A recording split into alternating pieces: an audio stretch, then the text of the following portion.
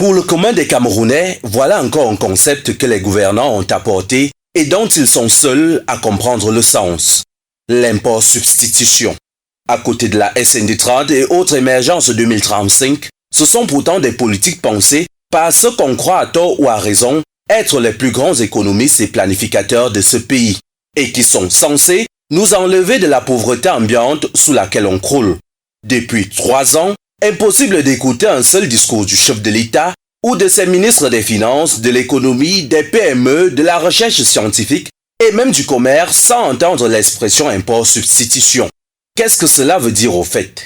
D'après ce qu'ils ont apporté, c'est une politique qui vise à limiter la dépendance aux importations.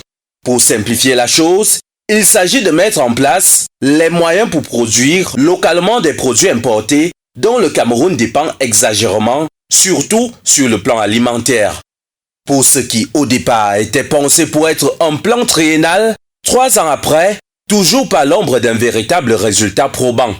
Alors, l'État a décidé de l'étendre et, de 2024 à 2026, le gouvernement a prévu injecter 1371,5 milliards de francs CFA dans le plan intégré d'import-substitution agro-pastorale et halieutique pour essayer de limiter le déficit commercial et alimentaire de 1500 milliards à la fin de l'année 2023 dont jouit le Cameroun.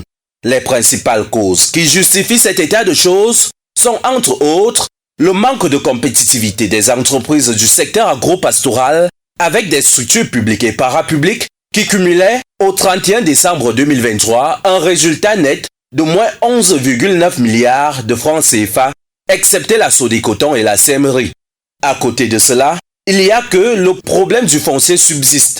Les espaces pour faire de grandes plantations manquent, autant que les routes qui doivent désenclaver les grands bassins de production agricole. Et pour ces routes, l'État dit avoir besoin de 218 milliards de francs CFA. Pour finir, la plus grande épine dans le pied de ce concept reste l'éternelle difficulté d'accès au financement. Beaucoup de promesses sont faites, mais sur le terrain, 91% des entrepreneurs et chefs d'entreprises agricoles et agroalimentaires sont heurtés à cette difficulté qui rend totalement impossible une politique de souveraineté alimentaire. À l'exemple de ces tracteurs et de ces fameuses usines de transformation de manioc qui n'ont jamais servi au moment où le Cameroun importe chaque année 15 milliards de francs CFA en amidon. Mais quelle